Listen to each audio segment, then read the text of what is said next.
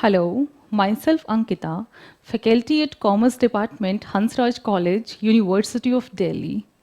In this specific video, I will give you an overview of the course which we are going to study. This course is related to the financial markets. So in this course, firstly, we will try to build a foundation about the financial markets, that what do we understand by the financial markets, what are the different products which are traded in the financial markets, and what are the players which deals in the financial markets, as well as what is the role played by the financial markets in facilitating funds for the corporation, multinational companies, as well as startup units, and the government who wish to collect funds in order to use that funds for different purposes. After that, we will understand that how financial markets facilitates the parking of the savings of the households who wish to earn returns on their savings, as well as we will throw some light on the role of the financial markets in the development,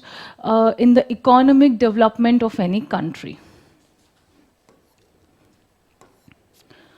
After understanding the basics of financial markets, I will make you understand the different types of the financial markets. So basically, there are two types of financial markets. The first one we have is the primary market. Primary market facilitates the issuance of the new securities.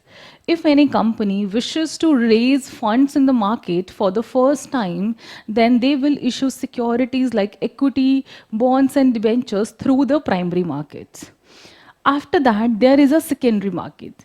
Secondary markets creates liquidity for the existing securities.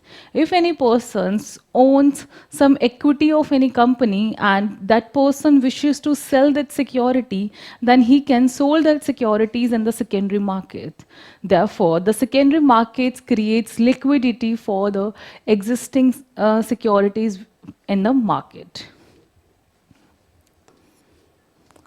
After understanding about the different types of the financial markets, there are financial products or the financial assets which are traded in the market. These assets are known as market securities. The first type of a market securities we have is the capital market securities. As the name suggests, these securities are traded in the capital market. Capital market securities are those whose maturity period is more than 1 year. Maturity period means maturity period is the period when the owner get back its asset and will repay the value of that asset to the investor. Such the examples of capital market securities are stocks, bonds, debentures, etc. Then we have is the money market securities. Money market securities are the securities whose maturity period is less than 1 year, which can be redeemable within an year. They have very high liquidity and is preferred by the investor who wants quick returns and who wants their money back within an year. The types of money market securities are treasury bills, commercial papers, certificate of deposits, etc. Then we have another type of security called as derivatives. Derivatives are not technically called as securities. They are financial contract which derives their value from some underlying securities like stocks, bonds, currencies, commodities, etc.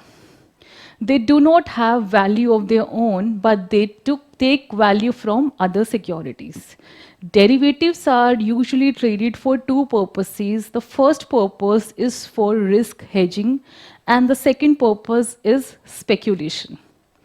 Next type of securities are the foreign currencies or the currencies. Currencies are the financial assets and they are usually traded in the market for in order to earn profit as well as to achieve the different goals of the business.